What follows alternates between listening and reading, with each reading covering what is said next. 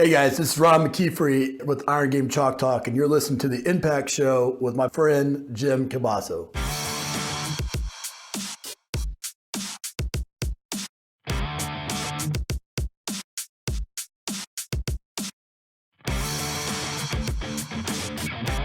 Welcome to the Impact Show. Beyond training, beyond practice, this is the podcast for strength and conditioning coaches, sport coaches, personal trainers, and sports fitness entrepreneurs who want to increase the impact they have on the people around them. And now, here's your host, coach, author, and entrepreneur, Jim Kielbaso. Welcome to the Impact Show. This is Jim Kielbaso. Thanks for joining us today. We have an interview show for you today and a great guest that is going to drop some serious knowledge onto you about how to relate to young athletes. And it's something that he does so well. Before we jump into that, I want to make sure that I thank the IYCA, our sponsor, for making this show possible and having their mission align so closely with ours. Their mission is to impact 1 million athletes, and they do that through coaching education. And that's exactly what we're trying to do here also. So our guest is going to jump into that same topic on how to make an impact on young athletes by teaching us how to relate to them, how to speak their language, how to communicate with them. We're going to talk about more than that. I met this guy back in the mid to late 90s at a clinic that I was hosting at the University of Detroit, and we hit it off right away. He actually talks about that a little bit during the interview, but he gets into a lot more stuff as well. You can find all of his information now at puresweatbasketball.com. You can also listen to him and Coach Drew Hanlon, who's also a basketball specific trainer at the Pure Sweat Basketball Show. If you just put that in the search bar on iTunes, you'll be able to find their podcast. This guy is a fantastic coach, a motivator, and he inspires a lot of kids through his camps and clinics, and a lot of coaches as well through his educational resources. I'm really excited to have Alan Stein join us today.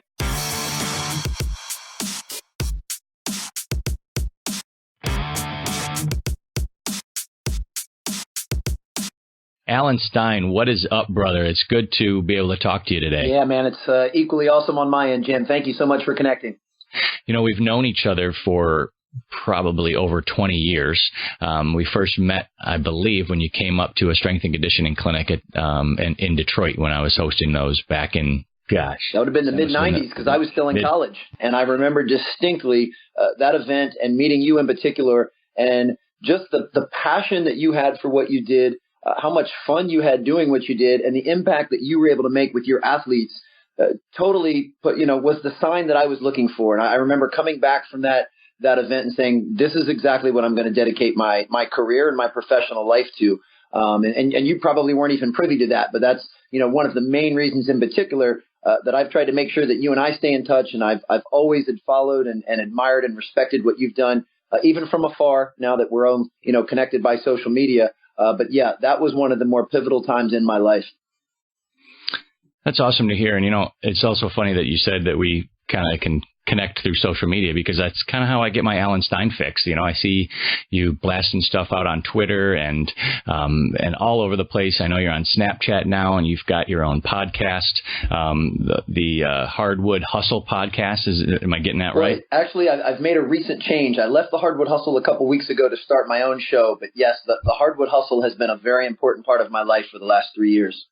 Yeah, you've been doing that for a long time. So what's the name of the new show, and how do people find that? Pure Sweat Basketball Show, and you can simply search Pure Sweat Basketball Show in iTunes, or just go to puresweatbasketball.com and you can find a link. That's awesome. And you just kind of got that started a few weeks ago. So I'm sure now, that this is out, you have several episodes in the hopper. And is it the same kind of content? Is it mostly basketball related? It is definitely basketball related. In fact, we're trying to take a little bit of a deeper dive into the more basketball specific type of stuff, getting into the minds of some of the best coaches and players, and what makes them tick and what's made them successful on the court. After 3 wonderful years at the Hardwood Hustle, I just felt it was time for me to make a change. and figured a fresh new show was a great way to start. That's great. There's always a time to move on to something new and different and make some changes. So it's cool that you've got the ambition and entrepreneurial spirit. I think your entrepreneurial spirit has been a huge part of your success. And, I kind of want you to talk about that because I asked Mike Boyle this too. I said, Mike, everybody says you have to, be a good coach and you have to work really hard. Well, there's a lot of people that are good coaches and work really hard that haven't been able to achieve what you've achieved and have that success. What do you think it is that, is different about you and that you do differently that has allowed you to do such amazing things and travel the world and influence so many people? Well, first and foremost, I sure appreciate the kind words. It's interesting because when I look back on my past, both of my parents were in elementary education for 30 years. So they basically worked the same job, a steady job, set salary, benefits. And then when you retire, you get your retirement and your pension and so forth. So my parents have always been very conservative. So I don't know where this entrepreneurial spirit came from, but I remember vividly having it at a very young age. I was mowing lawns, at 10 or 11 years old in the neighborhood and shoveling driveways. And, I think once it started to click that,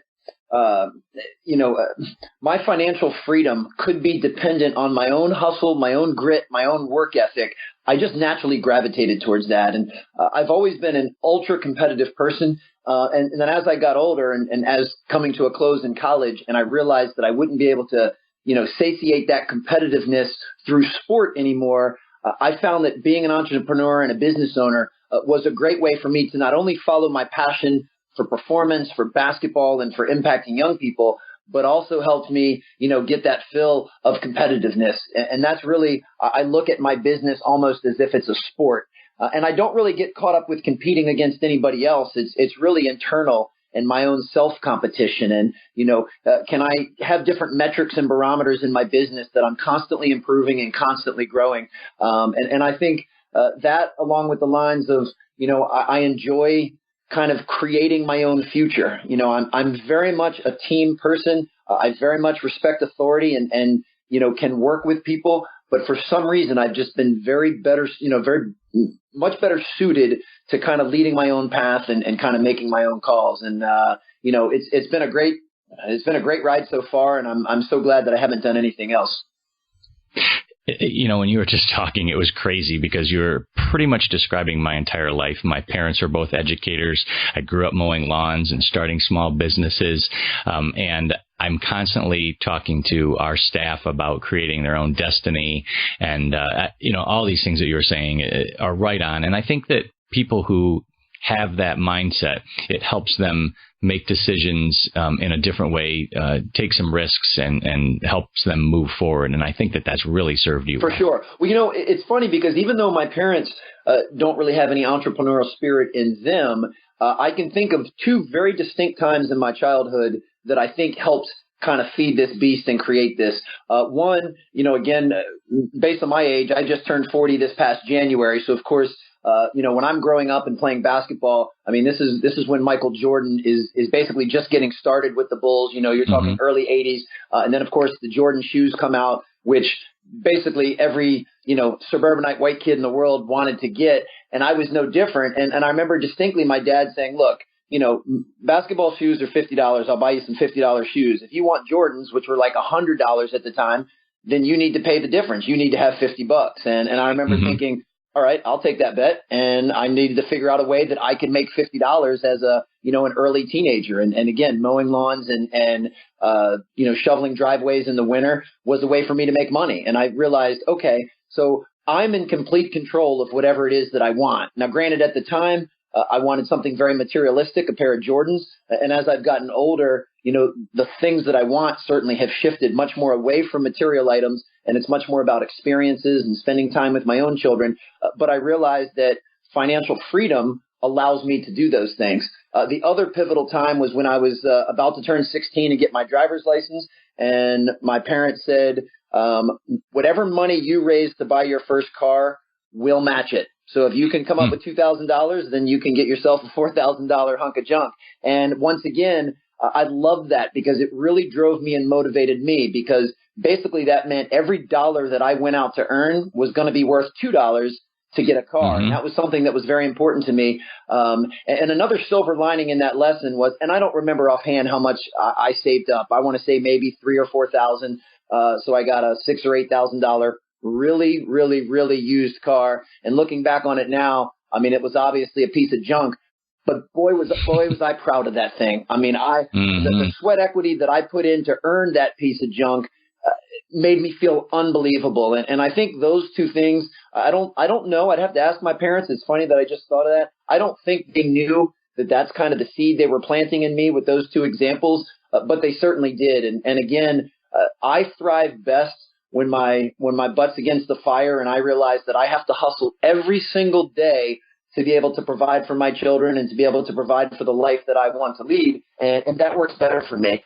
This is not a good trait, but it's one that I have the self-awareness to know that if I was in a regular job, a steady job, I would get complacent. And again, I don't say that proudly. That's not a good trait to have. But my self-awareness over the last few years in particular has really let that come to the surface. So it's about me knowing which environments will bring out the best in me. And being an entrepreneur and a business owner definitely works best for my personality and my skill sets. You know, you talked about not really knowing it at the time. And I think for a lot of people, there's a lot of things like that. You don't necessarily set things up a certain way. And I'm kind of guessing that that's also how basketball strength and conditioning and basketball training happen for you too, because nowadays everybody talks about you've got to pick a niche and you got to specialize. But back when you got started, people weren't really using those terms and giving that kind of business advice. And I know that you were doing strength and conditioning for lots of sports, but you loved basketball. Did it just kind of form, or was that a conscious decision that you made? And obviously now you dominate your niche and you understand, that.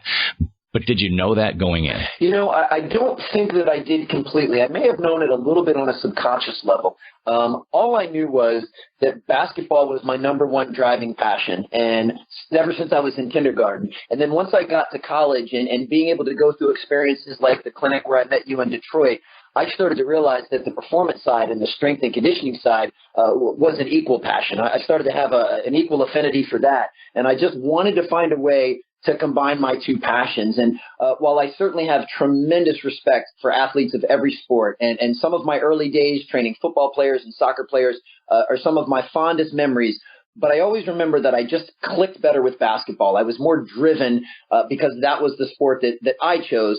So over time, I just realized, if I'm going to attempt to be great at something, I'm going to have a very high passion for it. So I slowly started to weed out the things that I was less passionate about, training general fitness population, training football and soccer players, and really started to carve that niche in basketball.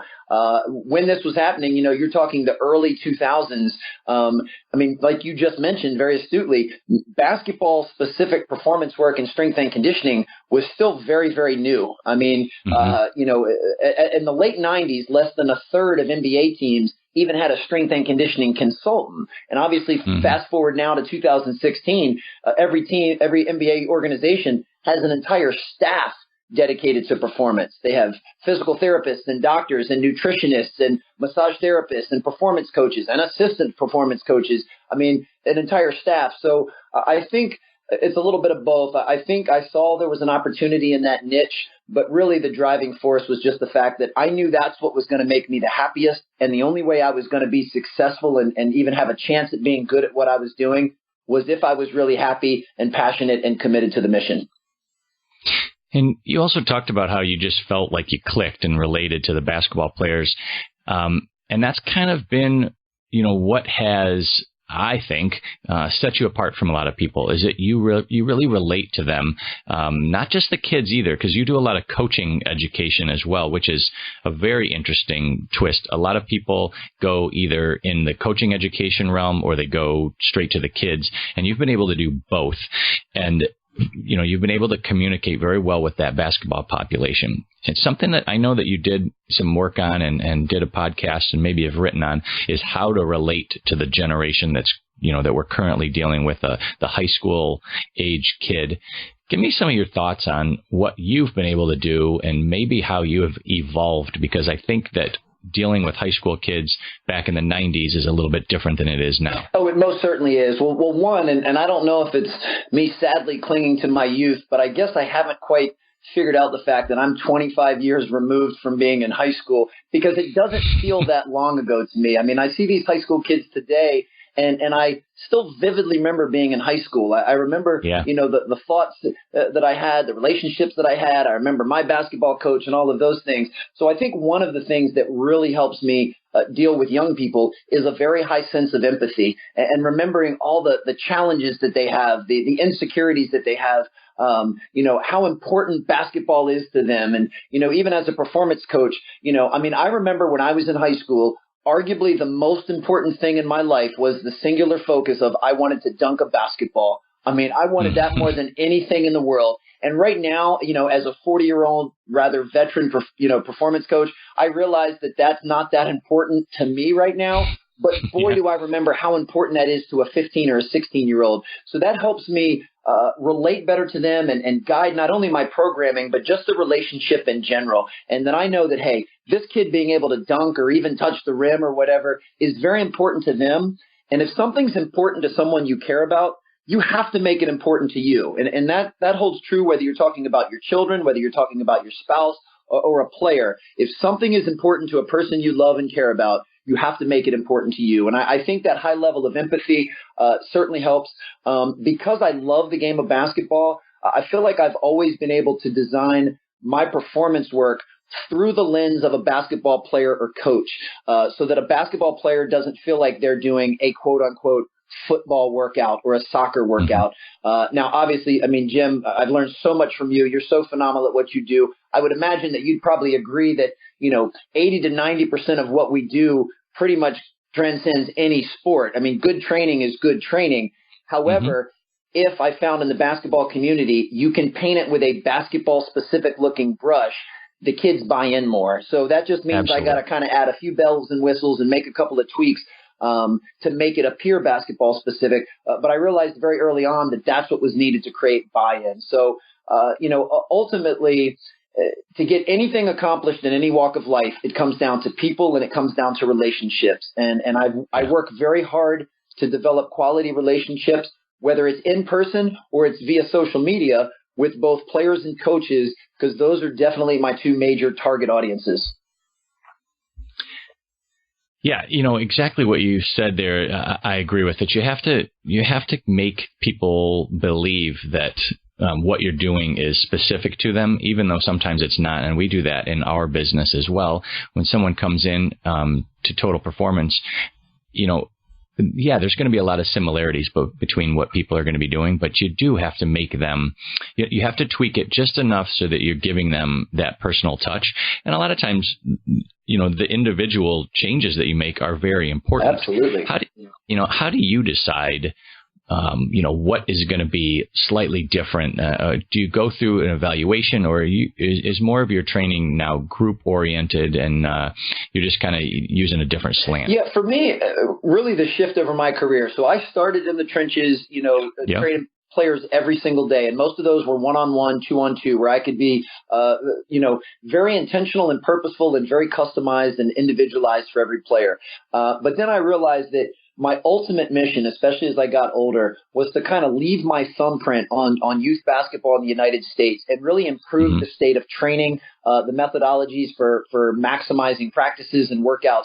So that's when I kind of started to shift my business and my focus to trying to scale what I do so that I could get out and hold some large group workouts and clinics and speak at various events. And then, of course, with the advent of social media, that quickly became my biggest ally. It was almost like a big megaphone that I could, stand on top of my house and shout from the rafters exactly what I wanted players to be able to do. So to be quite honest, I'm a little far removed from the exact customization that I used to be into when I was working with specific players. Now I deal more with I guess, the trends and the tendencies. So, for most basketball players, ankles and Achilles and groin and hips and lower back, these are all problem areas that, in my experience, 9 out of 10 basketball players have had. So I feel very confident that if my programming addresses the major areas that most basketball players are going to deal with, that I have all of my bases covered. And it may sound a little cynical, and I don't mean it that way, but really what I tell coaches and what I do when I work with players is I just assume that everything is wrong with them the moment they walk in the door. I assume that they have tight ankles and hips. I assume they're not very flexible. I assume that they're lacking the requisite strength needed to play the game. So I just make these assumptions until they prove to me that I'm wrong. They prove to me, hey, I've got ample ankle mobility. I've got great, whatever the case may be. And I've found that kind of taking that approach and kind of reverse engineering and working backwards has helped from a macro level of being able to get the correct information out there to coaches. And one of the main reasons that coaches are my primary demographic is I have tremendous respect for the coaching fraternity and for the people that, sacrifice their time, sacrifice their commitments with their family. They do it for minimal pay to help impact young people, whether you're talking about a youth coach or a high school coach. I have tremendous admiration and respect for those people. And I realize that most of them don't have the exercise physiology background that you and I have. So I kind of feel it's my duty to find a way to share that information with them so that they can have a more positive impact on the kids they work with from a training standpoint. So, I hold coaches very dear to my heart, and anything I can do to assist them. And I realize that, the average high school coach is a history teacher by day, has a couple of kids, is coaching high school. He's probably not going to get trained in FMS or the functional movement screen. So I need to be able to find some quick hacks and some things that he will be able to use in a very practical way with his team. So the long story short is I'm trying to find big picture things that I can disseminate down to players and coaches to hopefully help them train smarter and harder and more consistently. Well, I can tell you that it's working. And, you've had a huge ripple effect. Your impact is not just on the person that's right in front of you, but you definitely have a ripple effect. And I can tell you that because I mentioned to one of my trainers who loves basketball and wants to be a basketball strength and conditioning coach. I told him that I was going to be talking to you today. And he was like, oh, that's my guy right there. I listened to him, and I just got on his Snapchat. He just started his Snapchat, and I made sure I was one of the first people. And, he takes things that you are teaching and talking about, and he then takes them to the kids. So just because you're not in front of the kid doesn't mean your message isn't getting to them, which I think is amazing. Well, I appreciate that. Well, it's so funny how that works because, again, as I told you and Coach Ken Manny and Dr. Ken Leisner and a whole handful of people that I really looked up to and idolized and wanted to emulate when I was coming out of college. You guys were the ones that put the fire in me, and, you may not even realize that, and they may not even realize that. And I've also realized there's very little that I could ever do to pay you back. You helped set me on my career that's given me unbelievable happiness and fulfillment. So what I've realized is the best thing I can do is pay that forward. And can I light the fire in somebody else the way you did in me, and then only hope that they'll do that with someone else. And I think if we all kind of take the time to pay it forward, to pay homage to the people that were in front of us, the industry as a whole will get better. And I appreciate you sharing that story. Things like that I find incredibly motivating to me. That makes me want to continue to deliver this message because I feel like it's making a difference. And, that really, really warms my heart. I appreciate you sharing that. Well, and this doesn't need to turn into a love fest, but I appreciate you saying that because sometimes, I don't know what people are taking from what I'm saying or doing. And, to hear you say that, that I helped you figure out what you wanted to do, that really means a lot to me too. So I appreciate you throwing that out there. Something else that you've discussed right now, and I even brought it up with this trainer, is the social media stuff. Yeah. You've been able to customize the workouts for basketball, but you've also really been able to customize your social media messaging strategy, all of that.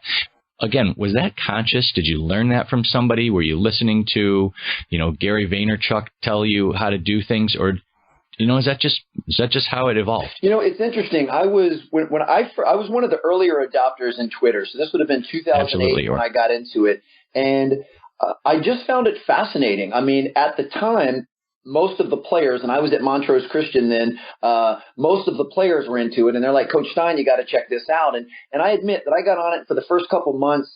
I really had no clue what I was doing or how I could really use that as an asset, as I don't think a lot of people did in 2008. But then I stuck with it, just I guess basically on a gut feeling, and then really started to realize that, hey, this was kind of a platform, along with Facebook at the time, that I could, first and foremost, I could learn. I was following a couple of different coaches who were putting out great information, and I was like, wow, this is almost like a personal clinic on my phone every single day. Then I realized it was a great way for me to share. Sharing has always been very important to me. I've always believed that a candle doesn't lose anything by lighting another candle. So if I have some information that I think can be valuable to a player or coach, why would I not want to share that? Why would I not want to improve the state of the game? So I found it a great way to share. And then over time, found it a tremendous way to engage, especially with players. I mean, I had players, hit me up on Twitter and Facebook, and I just thought it was a neat way to connect. So me being a connection-based person, I easily gravitated towards, Facebook and Twitter in the late 2000s. I realized that YouTube was, really a cool place and platform to share and see a lot of videos. And I've always known that myself, video has always been my own preferred way of taking in information. I like being able to watch and hear whatever's going on. So I adopted YouTube pretty soon, and then really started to just kind of get in a groove and have kind of made those the pillars of what I do. I find them the great equalizer. As for the longest time, I was kind of a one-man dog and pony show, so certainly didn't have the marketing or advertising budget of a Nike, but I knew that I could put in the sweat equity and the time to devote to social media, and it didn't cost anything other than my time to get a pretty good return. And then slowly, one of the things that I think has helped make me a decent performance coach is I don't just study performance coaches. I study basketball coaches. I study coaches of other sports. And then I try and take what they do and reverse engineer it into performance. Well, same thing. When it comes to social media, I didn't just study what other basketball people were doing. I got outside of the box and started studying what business owners were doing. And folks like Gary Vaynerchuk, once again, has had a profound impact on my life. Actually had a chance to meet him in person in his office in New York last week. And I mean, I was like a schoolgirl meeting there, Justin Bieber. I was just blown away because that's somebody that I've really admired from afar. And I would study what the most successful people were doing on social media, regardless of what genre they were in or what field they were in. And I would take those things and adopt them. Now, with that said, as much as I was an early adopter on Twitter and Facebook and YouTube, I was a bit stubborn and a little bit boneheaded that it took me until last week before I joined Snapchat. And I'm willing to admit when I make mistakes. Honestly, I thought what I believe a lot of people think. One, that Snapchat was only for kids, and I'm not a kid, so I don't need to be on there. Two, that it's not really a platform for disseminating or collecting information. It's more for, basically sending inappropriate pictures and, pictures that will go away. Having them go away. Yeah. And I also thought it was a trend. To be honest with you, I did not think it was going to be one of the major pillars like a Twitter, an Instagram, a YouTube. And no matter how much a Gary V or some other people were telling me that I was wrong, for whatever reason, I was very hard-headed in this one circumstance, and I didn't join until last week. And I'm so glad that I did. And here's why I made the pivot. I just kind of had this epiphany that, Alan, one of your primary goals is to have a positive influence on young people. Well, if the numbers are showing that the vast majority of young people are on Snapchat, then if I want to, spread my message and spread the gospel to them, then I have to get on there. It's not about where I want to be. It's where they are that matters. And it wasn't until I had this light bulb moment, it only took me 2 years to have it, that I said, you know what, I have to get on here. I have to check it out. If I really want to have an impact on young people, and this is where they are, it's where I need to be. And, a week ago, I was doing a clinic up in Syracuse, New York, and I had 60 young ladies, middle school and high school girls, that did my clinic. And at the end, there were 60 of them. I said, how many of you regularly check email every single day? And 5 rather hesitant hands went halfway up. I said, how many of you regularly check Snapchat multiple times a day? almost every single hand went up immediately, high and proud. So that was when it really clicked with me that, hey, if I want to have an impact on young ladies like this and send them a positive message every day, that's where I need to be. So me sending an emails newsletter is kind of like the old adage, if a tree falls down in the woods, it doesn't make a sound if there's nobody there. It's just falling on deaf ears. So that was when I started adopting Snapchat. And even though it's only been a week, it has been unbelievable. The personal interaction that I've been able to have with so many different players so far has been well worth it. So I wish I wouldn't have gotten my own way for so long, but it happens and I can't worry about the past. Now I can just focus on using Snapchat moving forward as a medium to help share information. I hate you right now, and I love you because I've been trying to fight my kids on Snapchat. My teenagers who are on it, telling them, not to be on there, and I just keep getting these messages like this. So I'm a little bit upset with you right now because now I have to do something. But you know what? It's really cool to hear you say, you're an incredibly successful strength and conditioning coach and trainer in the basketball world.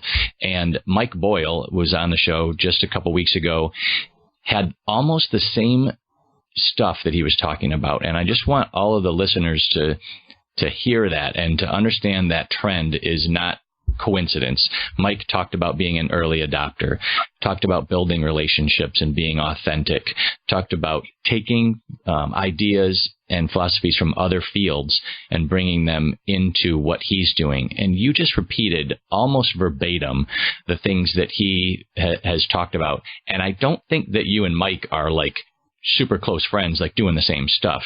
So it's really cool to hear different successful people pointing out some of the same things that help them get ahead. Well, no, I appreciate that. Well, one, I think you'll find, first of all, some of that may be rather subconscious because I've once again kind of idolized Coach Boyle from afar for a long time. I've met him in person once or twice, but have read, watched, and listened to just about everything he's done. So there's no doubt that his overarching philosophies have seeped into my psyche, and I'm kind of on some level emulating and regurgitating that. So it doesn't surprise me in the least.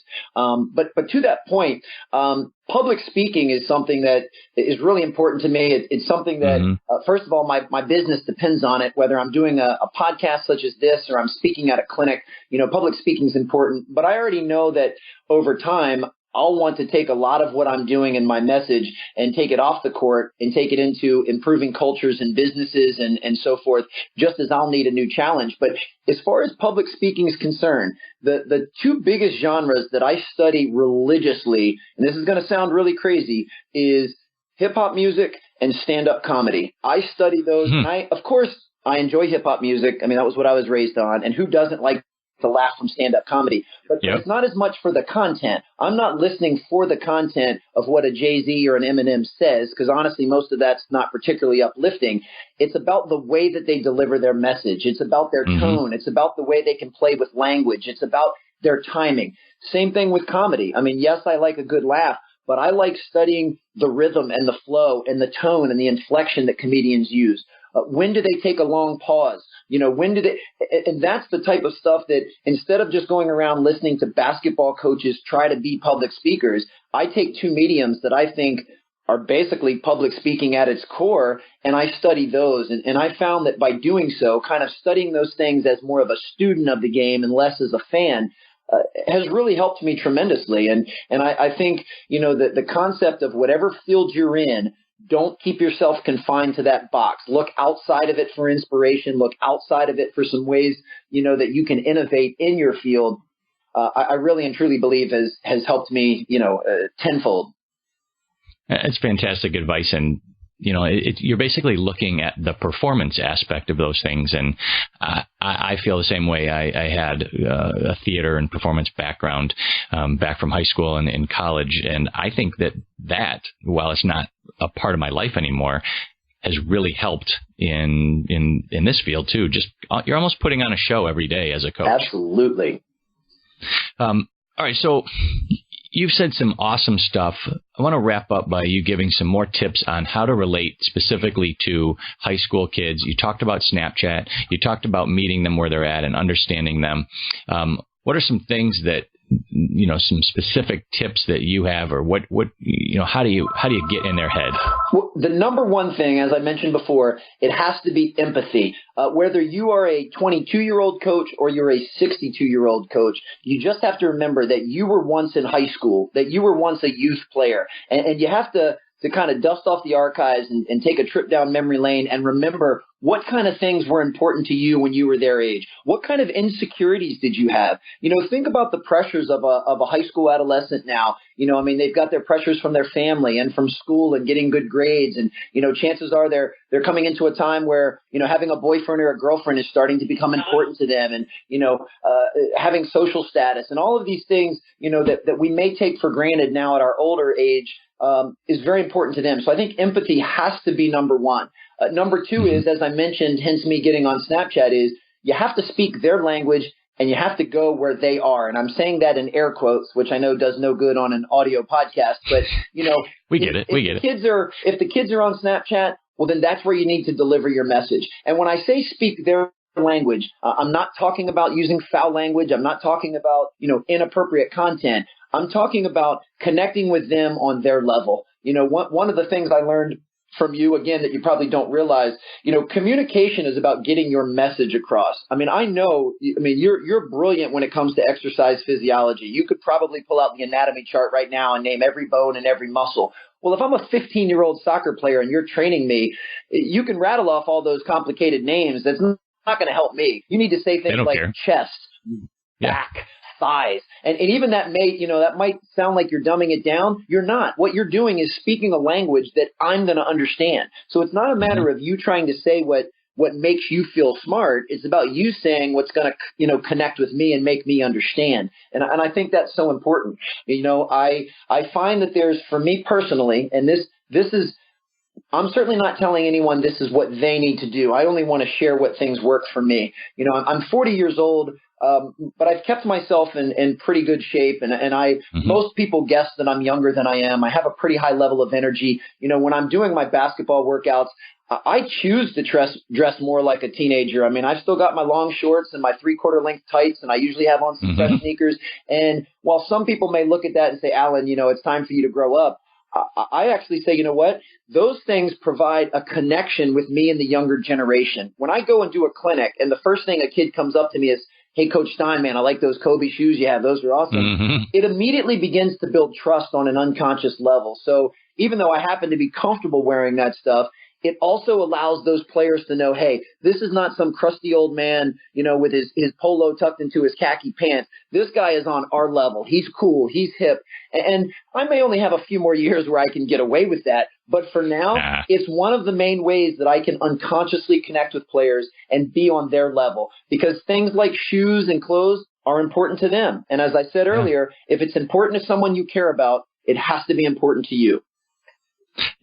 That's hilarious that you said that, because I love walking into a weight room or into a training session and having the kids be like, oh, look at his, his shoes are matching the logo on his shirt. And they love to see, how I'm going to match different things. Exactly. And they think it's hilarious. And if I then come in wearing something like some old shoes or something that doesn't match, kids literally come up and they're like, Coach, man, you got to get rid of those shoes. Things are busted. It just cracks me up. And to me, I think kids love being texted too, and love texting. So, when the kids that say that kind of stuff to me, when I go buy a new pair of shoes, I'll actually sometimes take a picture of the shoes and send it to that kid and be like, are these better? And they think it's awesome, and you've got that connection. And then the next time they see me, they comment on it. And I, even for my own kids, I think, and you tell me how you handle it. Texting is how they communicate. They don't even talk to each other face to face. My oldest son even told me, he's like, Dad, people don't ask each other to hang out. They just text each other. And to me, that's hard to understand. But I realized, all right, well, if I want to talk to my kid, yes, I'm going to talk to them I'm going to talk to them face to face and have those conversations because I think it's very important. But sometimes I'm going to have to text them because that's kind of where they're at, especially when it's just something positive like, dude, that was a nice game last night. They like that kind of stuff. Exactly. And you just hit it on the head. It's about talking their language. And, I still preach incessantly, not only to the players that I work with, but to my own 3 children, that interpersonal skills and making eye contact and having a firm handshake and saying please and thank you and looking people in the eye when they speak to you, that those things are the pillar of your character. And I will never let my own children get away without those things. But yes, I'm savvy enough to realize that text messaging is important. I mean, I have twin sons that just turned 6 a couple weeks ago, and I bought them each a new iPad for their birthday. And I get text messages now from my 6-year-olds. And, some people have kind of looked down their nose at that and said, man, what are you doing giving a 6-year-old an iPad? And I look at it as I'm preparing them for their future, that technology is not going anywhere. First of all, for my 6-year-olds to be able to send me a text message, I mean, they're working on their spelling, they're working on their grammar, they're working on their ability to communicate. And I certainly put guidelines on it as a parent. I mean, I'm not letting my kids play on their iPad whatever they feel like or do whatever they want. We have rules and we have boundaries, but I want to prepare them for their future, and their future absolutely will include technology. In fact, the things you and I are talking about right now, whether it's text message or Snapchat, in 15 years, those things are going to be as outdated as, rotary phones and stuff that you and I grew up with. And we have to embrace that. And another thing that I'll say about speaking the language, when I'm talking about walking into a weight room and I'm wearing 3/4 length tights and some fresh Nikes, that's because that's what that audience needs. When I decide to make this shift to the corporate world and help companies build championship cultures, in the workplace, I won't be walking in there with 3/4 length tights. And I'll be dressing for what's appropriate to that audience. Yeah. And I'll make sure that I'm speaking their language. It's all about who you're trying to connect with. That's what's most important. And in order for those lines not to get blurred, you have to know who your audience is wherever you're going. And I think that's, being able to figure that out and hone in on that, is more than half the battle. Well, I knew that this was going to be outstanding, but, this is even better than I had even anticipated. Some great stuff on connecting with your audience, on, developing your authentic self and how you've done this. Really appreciate your time. And I know that everyone listening got a lot out of this. Hopefully you can learn something from what Alan has just shared and take it into your own, both coaching and business, whatever kind of business you're running. And even if you're not running a business per se, you're still in the business of yourself. And everything that Alan just shared is right in line with how coaches can communicate better with their athletes. Again, whether they are in private practice or working for a school or an organization. So really appreciate your time, Alan. Everybody can find Alan is the best place to go to strongerteam.com. No, that's the other part that's changed. That I basically have merged my entire professional life with Pure Sweat. So Stronger Team basically became Pure Sweat Performance. So anything and everything you'd need from me, we merged many of our social accounts. I mean, I still have my own personal Twitter and Facebook and now Snapchat, as everyone knows. But everything you'd need can be found at puresweatbasketball.com or at Pure Sweat on YouTube, Instagram, Twitter, Facebook. If you do want to give this Snapchat thing a try, my username is Alan Stein Jr. Some poser stole Alan Stein. I had to add the junior to it. And if I ever find no, I'm just kidding. But it's Alan, AlanSteinJr. If you come on, especially if you came on having heard this interview, please drop me a quick snap or shoot me a message. I'd love to connect. And if there's anything I can do to help any of your listeners, it'd be my honor to do it. Jim, I really owe you a great deal, my friend. I appreciate everything you've done for me and everything you've done for our industry. And I'm always happy to support you. Please make sure when this interview airs, you send it to me so I can blast it out on all my social networks. I absolutely will. And I will make sure that in the show notes, we have a link to puresweatbasketball.com so everybody can go check that out. And if they just type in Alan Stein anywhere in social media, your stuff's going to come up and you guys are going to love it. He doesn't just, put out what he's eating for breakfast. He puts out some really cool stuff about business and success and quotes. And then, you've got some, conversations with people in there too. But if you're not following Alan on social media, it's a must do. Alan, I appreciate it. Thanks for doing this. We're going to have you back. Would love to, buddy. Anytime. Thanks, brother.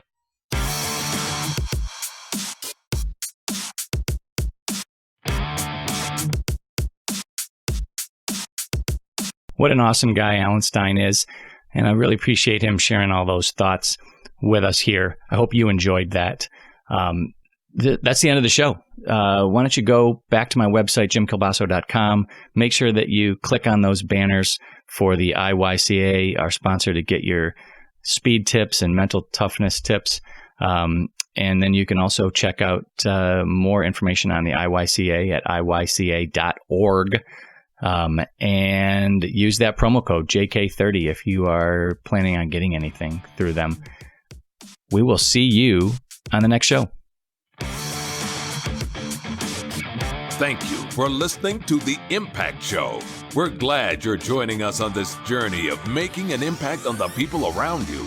Please visit us at jimkielbaso.com for more information and ideas to increase your impact. And of course, we hope you subscribe to our podcast to enjoy more tips, stories, and advice from our industry's leaders.